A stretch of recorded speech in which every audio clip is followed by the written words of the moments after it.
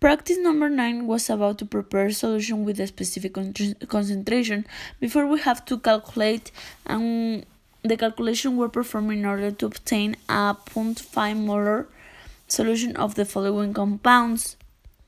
What we did were that we filled the volumetric flask with water, we introduced the calculated amount of the compound, we dissolved it completely, and we distilled water to the flask, and to finish we place the solution into appropriate container. We have to take in account the density of the compound because the compounds were liquid.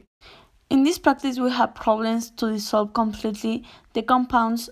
One of the main problems that we experimented was that we didn't shower the flask very well, and we get another reactions, and we have to return the concentration of the boiling point that we obtained of the water in the laboratory was of 92 Celsius, and when we compare it with the cupric sulfate, we note that the cupric sulfate got 94 degrees Celsius. This is because cupric sulfate, as its name says, it has copper, and the metals are known that its boiling point is with a higher temperature than water or any other reactant, and that's why the boiling point of the cupric sulfate compared with water it's higher by 2 Celsius degrees. To obtain the correct boiling point, we have to place the thermometer when the substance were boiling and keeping the same temperature for about 5 minutes.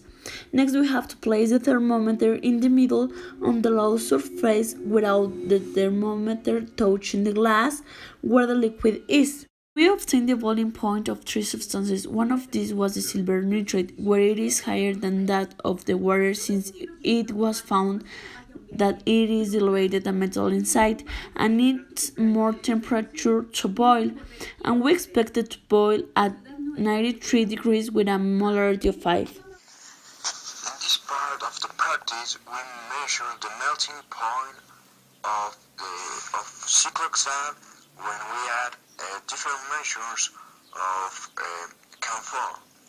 First, we put in 5 test tubes 2 milliliters of cyclohexane.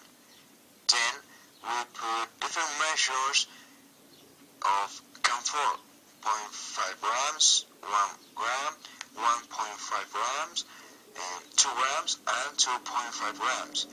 Then we put the test tubes on ice and then we wait to freeze. Then with a thermometer we measure the melting point of the different test tubes.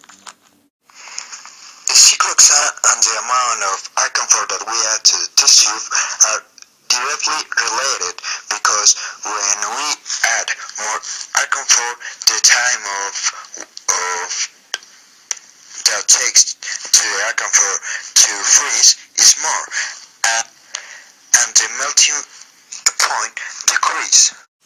The values that we get in the practice using the thermometer and the cyclohexane and also the camphor are really similar to the freezing point that we get in the chart using the formula.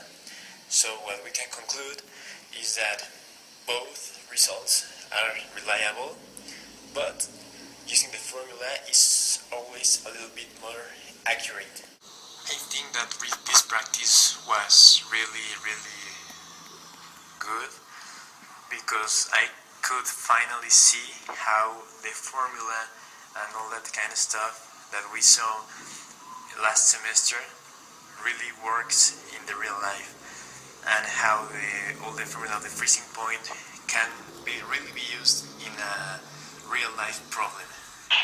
I like this practice because I like boiling liquids.